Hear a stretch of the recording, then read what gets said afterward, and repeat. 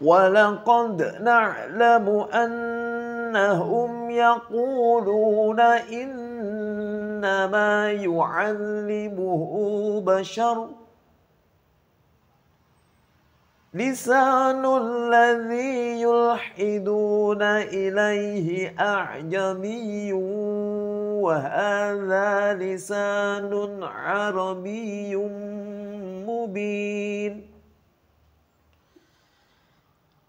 إن الذين لا يؤمنون بآيات الله لا يهديهم الله ولهم عذاب أليم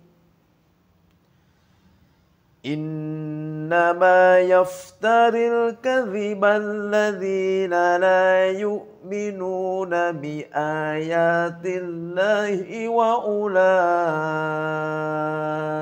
هم الكاذبون من كفر بالله من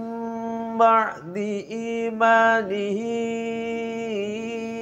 إلا من أكره وقلبه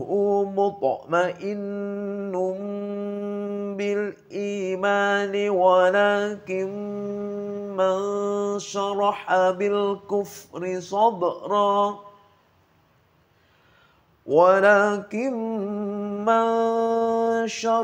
بالكفر صدرا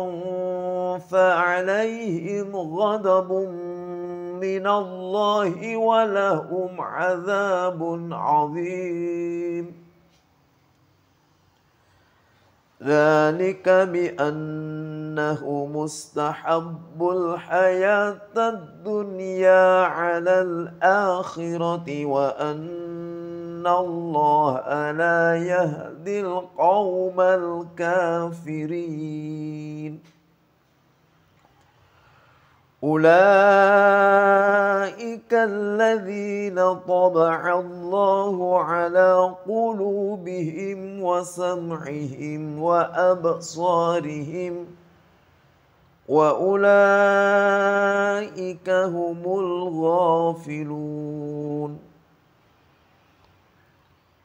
لا جرم أنهم في الآخرة هم الخاسرون ثم إن ربك للذين هاجروا من بعد ما فتنوا ثم جاهدوا وصبروا